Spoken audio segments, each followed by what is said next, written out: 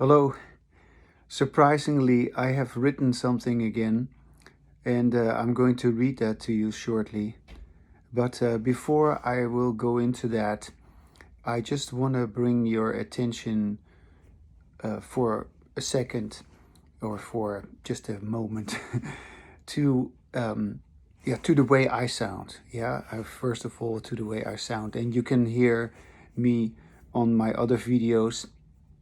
And oh, by the way, I need to mention also that my I have some problems with my laptop, and so I need to bring it in and see what's going on.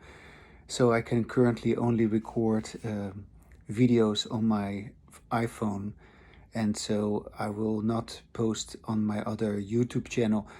So only on this YouTube channel for now. But no, you can hear me talk, and you can hear what I say, and you can feel where I'm coming from, and where I'm coming from, I mean, I am feeling peaceful. I'm feeling calm. I'm at ease. I don't feel threatened. I'm just here by myself in my room, and I'm talking with myself actually, and I'm listening to myself, and I have embodied language, and so you can hear what embodied language is. You can feel it. You can sense it. And you can acknowledge it also. You can actually say, like, what he is saying is congruent with how he is saying it, because, yeah, that's what we sound like when we feel good, when we feel at ease, when we are conscious also, and when we are in control of ourselves. And then when we are, totally upset and stressed out and worried and frustrated and angry and hateful and all these things and distrustful and defensive, we sound very different. And so, as I've been saying very often, there is of course an enormous difference between what I call embodied language, in which we listen to ourselves and speak with ourselves, and in which we produce a different sound than when we do not listen to ourselves, when we have disembodied language, and then we're involved in all this negative crap where we are fighting and arguing and screaming and accusing, and we're trying to manipulate, we're trying to dominate, we're trying to accuse, and we're trying to gaslight. We do all sorts of things in the name of our so-called interaction, which has nothing to do with interaction, which is just our way of trying to dominate others, our way of trying to force our ideas on others. And in embodied language, we don't do anything like that. We can't. There is just no such a possibility. And so, I have embodied language, and most people have disembodied language. It should be obvious to you that that is true. But if you just pay attention to what's on TV and on the radio or anywhere on the social media sites and on the internet and everywhere on Twitter or whatever, and you hear the sound of people on the left versus the sound of people on the right, it should be right there quite obvious to you that people on the right are more decent, are more polite, are more in tune with reality, and that's why they don't scream. They seldom raise their voice or get into some sort of a screaming match. But the left is constantly freaking out, is constantly having another hissy fit. And especially now that Trump is in power, and now that their craziness has been exposed, basically, and continues to be further showed to the people, because Trump is trying to stop all that with his executive orders. He has to. And that is what the country has chosen. This is what the people have chosen. And so the left is just trying to scream and accuse and trying to, but it's very obvious that the left is much more ingrained in disembodied language than the right. Now, the right is of course also having disembodied language, in my opinion, but it's closer to embodied language. And I just want you to, from the before I read what I'm writing, what I was writing this morning, I just want you to recognize that there is, the right sounds more, calm, more rational, and the left is all just emotional, hyperbolic, and exaggerated, fear-mongering, gaslighting. It's just, it never stops. And it seems like they have not learned anything from their election, that they have lost the vote of the American people. Yeah, I mean, and the American people are still somewhat, you could say, understanding that no, this is just pure craziness, this is just pure madness, we cannot just go on like this. And rightfully so. Okay, so here I go with reading what I have written this morning. There is a reason why everyone keeps still engaging in disembodied language. Those who try to be honest, they always lose the battle for attention, or what they often call nowadays the narrative, which is the very essence of our usual way of talking. So in our usual way of talking, which is disembodied language, it is all about who can create the narrative which supposedly then is the most important, who can create the news, who can, bring it on, whatever it is that we supposedly need to talk about. And whoever can dominate the conversation basically is the one who does all the speaking and is the one who has all the power. And this is how we have been dealing with things ever since we became verbal. It has never changed. It goes on until today. It's just so hilarious in a sense. So it is the very essence of our usual way of talking, where we are trying to just endlessly dominate each other, outdo each other, and fight each other and undermine each other. And we call that communication. Of course, it's not communication. It's totally against communication. Disembodied language is not communication. Okay, but right now it is obviously the Trump administration, and not the mainstream media, and not the left-wing lunatics or the right-wing rhinos, because they are all in cahoots with each other.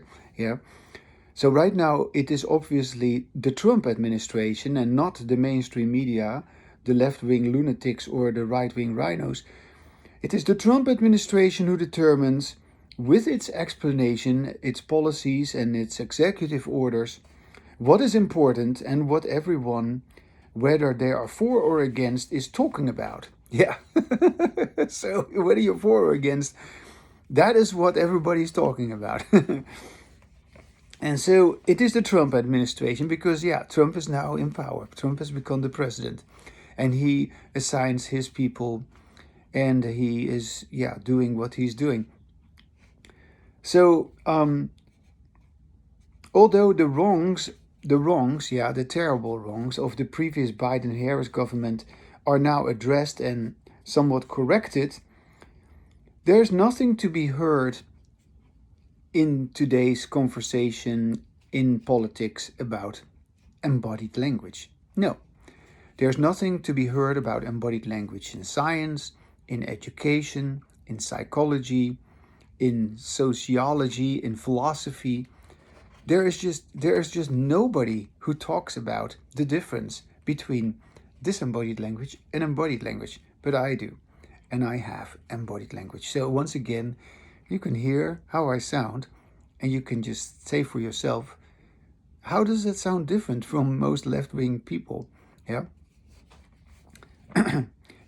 The other day, I said to somebody that I was glad that Trump had won, and that was a typical lefty person who I sometimes, I used to go to the open mic evenings, and this left wing person, by the way, who had a party once at our house, where they had a piñata that is kind of like, well, I'm not gonna explain all that. You have to look it up. Anyway, you hit that piñata with a stick, and then it opens up, it breaks open, and then candies fall out and so forth. But that piñata had the looks of Donald Trump, so everybody was beating on that piñata, being Donald Trump. So that's quite a violent expression um, of your being against Donald Trump, right? So she's a real lefty lunatic. Anyway, I wrote actually I didn't even say it to her. I wrote on a napkin, because I met her in a coffee shop. I wrote on a napkin, "I'm glad Trump won." And I showed her this napkin, and she starts screaming at me at the top of her lungs, "Fuck you, fuck you," in this coffee shop. She made a total fool of herself. Anyway, I remained quiet. I didn't say anything. We just left. My wife said, "What did you say?" I said, "I didn't say anything. I just showed her this napkin." But anyways, it is the left who is obviously more more engaged in disembodied language than the right. Once again, I make my point here. And so right now it is obviously the Trump administration, and not the mainstream media, the left-wing lunatics, or the right-wing rhinos. Yeah, rhinos, that means Republicans in name only. Yeah, you could say the Republicans who have actually betrayed the real Republican cause, because they are working together with the Democrats, and they are actually betraying their country, their constituents. And the constituents is so stupid to still vote for these people. Anyway, happens all the time. But it is the Trump administration who determines, with its explanations, its policies, and the executive orders. Yeah, these executive orders, everybody talks about it. That is what is important now, and that is what everyone, whether they are for or against it, yeah, that's what everybody is now talking about. And although the wrongs of the previous Biden-Harris government are now addressed and corrected, there's nothing to be heard about embodied language. No, that still has remained unaddressed. In other words, while there is surely, as they say, and this is what is also repeatedly said by the right-wing people, there is, as they say, a new sheriff in town. Yeah, a new sheriff in town who is, yeah, definitely restoring law and order. Yeah, it kind of goes way back to the Old West, when there's a new sheriff in town who knows how to shoot and how to bring in the criminals. Yeah, there is definitely a new sheriff in town who aims to restore law and order, and who also does that. As that is what the American people have chosen. Yeah, that is so. Yeah, don't forget that, lefty crazy people. What we hear with our ears, yeah, although it is true that there's a new sheriff in town who is restoring law and order, what we hear with our ears is nothing more of the same old disembodied language. Certainly, history repeats itself in terms of one kind of disembodied language winning from another kind of disembodied language. But disembodied language continued, and my embodied language that I'm talking about is nowhere to be found.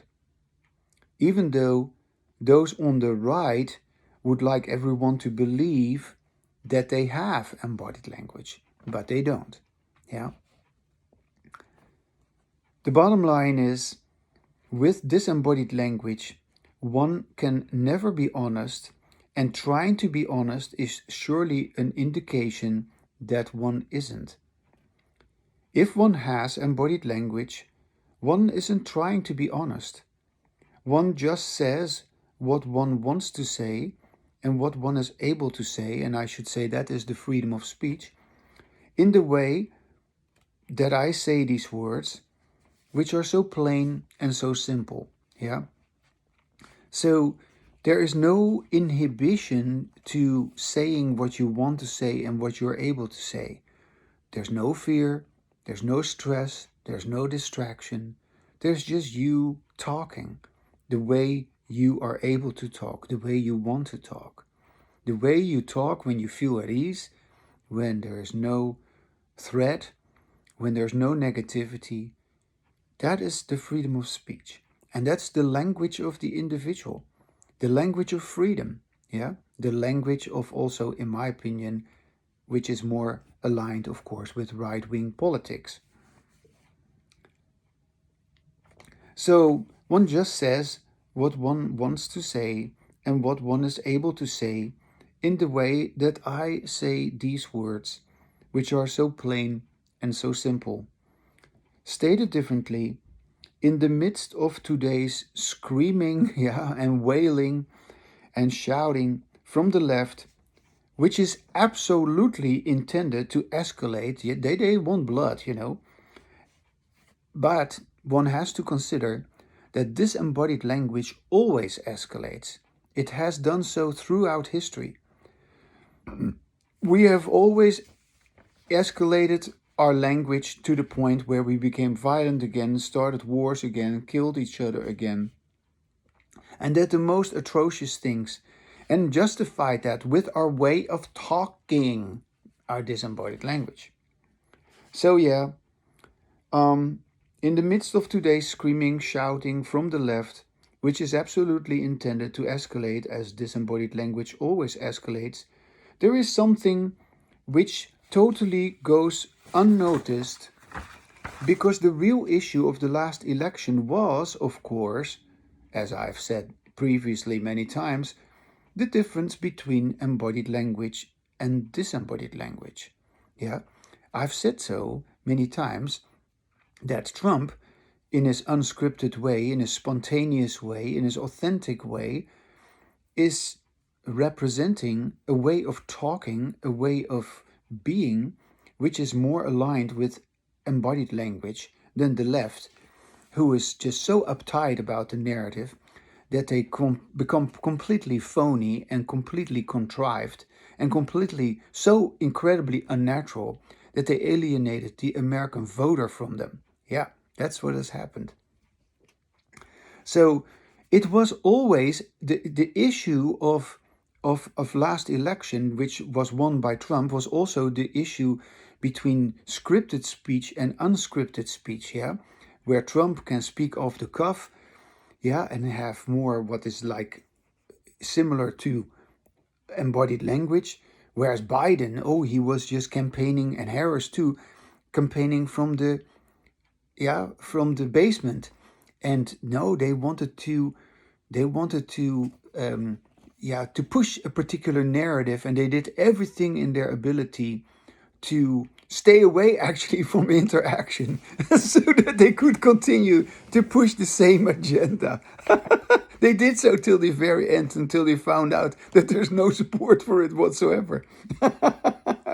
Or whatsoever. Only the loonies are out, only the crazies, yeah, who got completely brainwashed, gaslighted, and who got completely deranged with all this rhetoric that people keep telling each other, and yeah, we believe it, we go by it, we act on it. It's just amazing how that is. But the real issue in the last election was, of course, yeah, the difference between, you could say, authentic speech and inauthentic speech. And yeah, I should say Biden lost the election, Harris lost the election because of inauthentic speech. Absolutely. Trump is more authentic. You could definitely say that. He may still engage in disembodied language, but his speech is more authentic than Biden and than Harris. And the American people have said, yeah, no, we need that. We need that. So interestingly, people have chosen for the right-wing politics of Donald Trump, as these are, of course, closer to embodied language than the left-wing Marxist, anti-American, open border, anti-Semitic, transgender crazy ideals, which are more in the direction of disembodied language. Of course, it is just totally obvious. Yes, it is the patriotism of the people, the patriotism, the love for one's country, the love for one's culture. It is the patriotism of the people which is more in line with embodied language than the globalism which is aimed at the destruction of Western democratic cultures. Yeah, you philosophers and you political scientists, you go and figure this one out.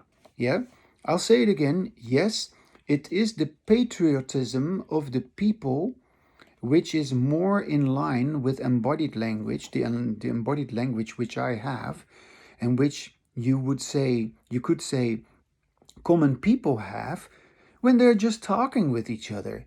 They unknowingly have this already. They unknowingly are not fighting with each other. No, they are good with each other. They agree with each other. They do things together because they are on the same page with each other. They're not fighting each other. They're not arguing with each other. They are actually, adhering to the same reality. Yeah, they are reasonable. They are effective also, and they are happy that way. Of course, it has never been properly addressed that this is what embodied language is all about, but that is what it is. So yes, it is the patriotism of we the people. Yeah, we the people is a very big issue in the American Constitution. We the people, because we the people choose our government. The patriotism of we the people, which is more in line with embodied language than the globalism which is aimed at the destruction of Western democratic societies. Yeah, that is quite something, that all this globalism seeks to erase national boundaries, seeks to erase the existing cultures, which have actually given rise to the very freedom that, that I'm talking about with my embodied language. Furthermore, it is very clear that this swing to the right, because this is a swing to the right which happens.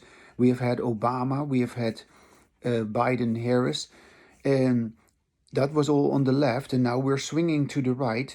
This swing to the right, wherever it occurs, because it's not only here in the United States that there is this swing to the right. It is also in Europe that people are waking up.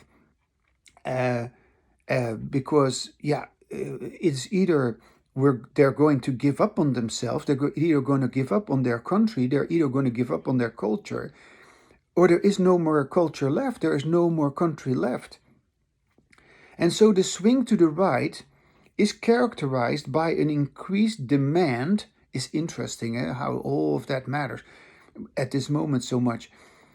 By an increased demand for accountability, for security, for safety, for prosperity, freedom, and even for humor. Yeah, because Trump, of course, is also restoring our sense of humor. Yeah, by serving McDonald's hamburgers and by, I don't know, saying these funny, weird things that he does, and by having his act that he was operating a garbage truck. That was fantastic, that was so great.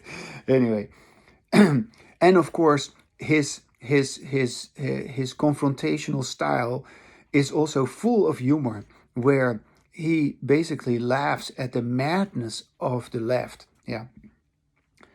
As I have stated, in embodied language, we never make any demands. So this is what you get right now, right? Right now, the right, of course, insists on accountability, insists on opening all the books. How did we spend all our money? What's actually happening in the name of, I don't know, our so-called government and in the name of all our government organizations?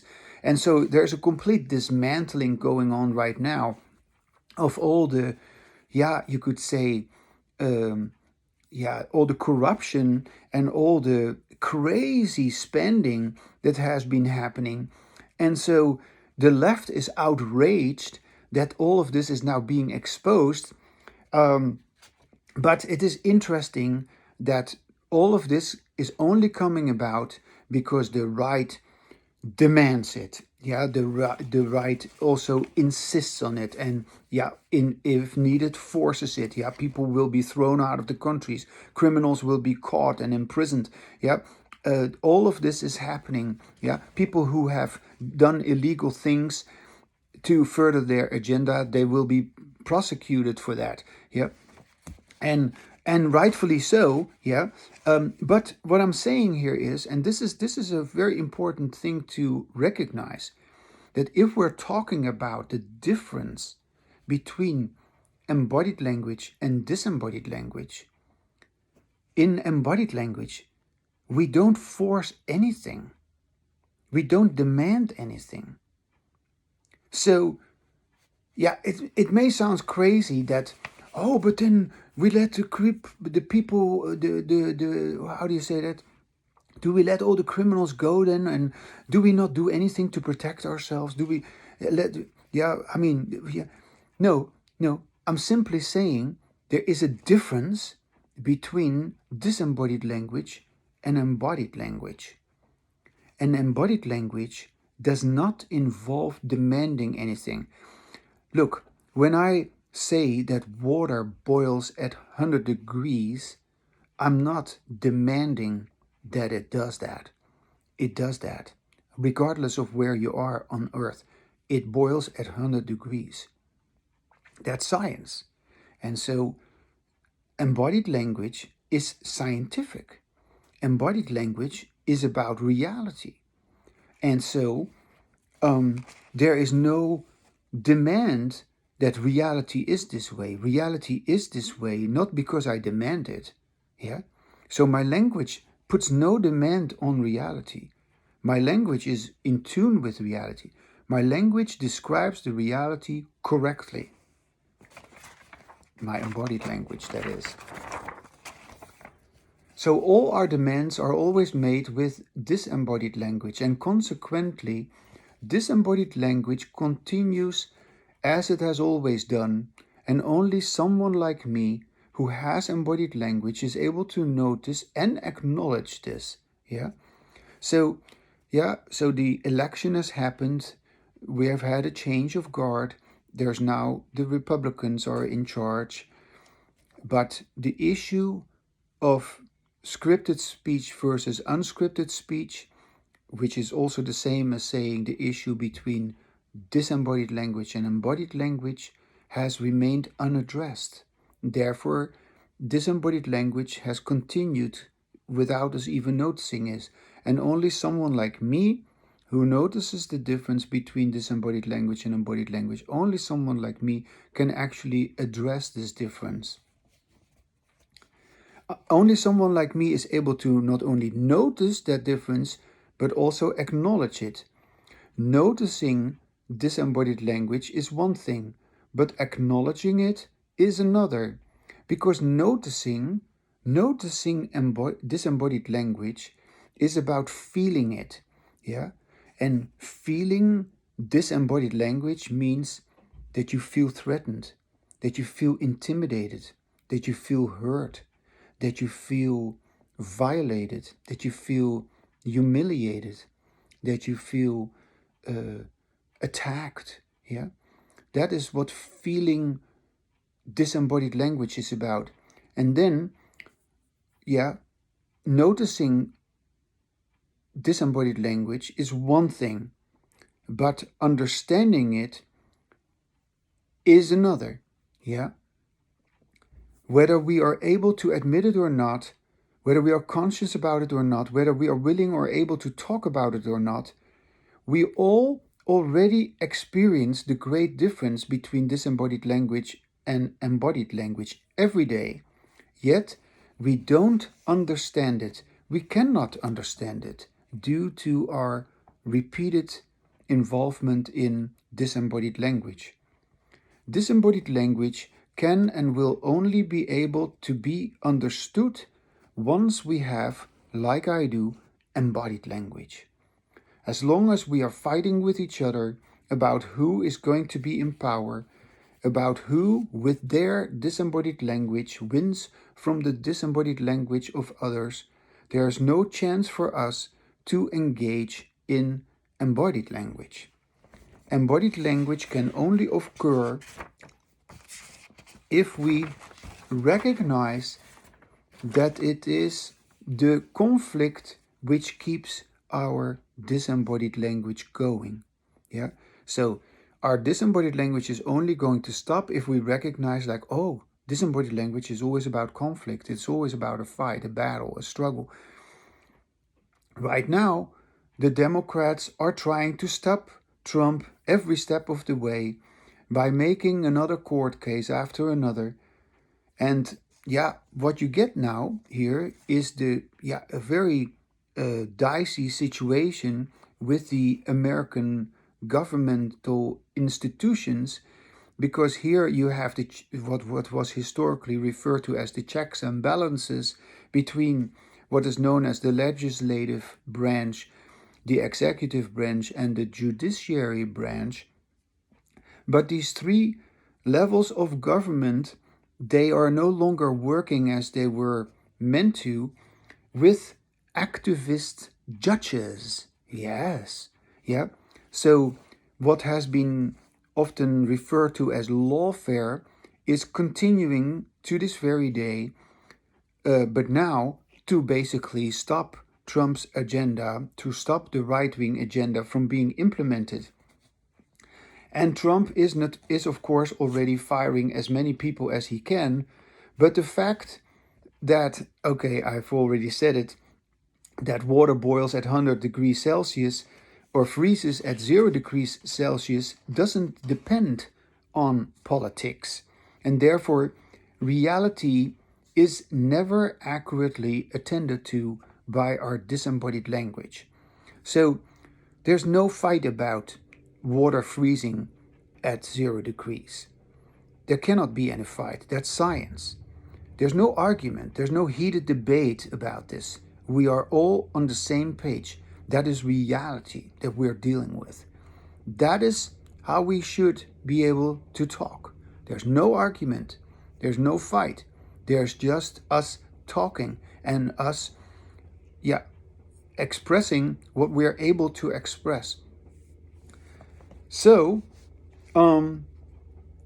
reality is never accurately attended to by our disembodied language, because disembodied language by its very nature is coercive, is manipulative, is distracting, is deliberately divisive, is deliberately intimidating, overwhelming, and creating chaos. Moreover, the old aforementioned institutions, I was just mentioning the three branches of government, which were created and maintained by our disembodied language, we have to also acknowledge that they didn't and they couldn't result in embodied language, the language of reality, which of course is our only real community that we as humans have. So, embodied language is the language of reality, the only real community that we as human beings have. There is no such thing as trying to be scientific. Yeah? It makes no sense. You are not trying to be scientific. You're not trying to do what it takes to get the water to boil. No, you either do it or you don't. You either heat that water enough so that it begins to boil, or you decrease the temperature low enough so that it begins to freeze. And so there is no such a thing as trying to be scientific. You either are scientific or you're not. And there is no such thing as trying to be honest. Do you remember that I started today's writing about trying to be honest? The politicians, they all want us to believe they are the ones who are trying to be honest. The left, oh yes, they are the ones who are honest. Yeah, they're trying so hard. They scream so hard, I can't hear what they're saying. So either we get it right, or we are in the la la land of our superstition with our disembodied language. Yeah, the la la land of trying. Oh yeah, you have to believe me. I am your voice. I speak on your behalf. Do you see how all of that fits into that? Yeah. Yeah, that's what you get with representative government, where other people do the talking for others. Yeah, yeah. Embodied language is the language of science and reality. We have yet to get to that, in which there is absolutely no place for political divisiveness or religion. It is astonishing to me how few people are even concerned about this unaddressed issue, which underlies why everyone left and right still continues to engage in disembodied language. Yeah, I mean, it's so obvious. Although the right isn't screaming like the left, which is also obvious, they sadly insist on the importance of religion and Christianity, and therefore they still want to define ethics and morals in terms of, yeah, some sort of spiritual sense of who we are. We got presumably our rights from a higher power, which doesn't exist. No, we just fought for it, we died for it, and we gave it to ourselves. And that is, of course, the only realistic way of, yeah, dealing with our government, dealing with also our morals. Yeah, that is only the only true morality. The only true morality is to be having a way of talking in which we can have ongoing embodied language. Once we know the difference between disembodied language and embodied language, we would prefer to have ongoing embodied language as our way of life, and the whole issues of ethics and morals will no longer matter. Yeah, once we, yeah, I mean, it's out of the question.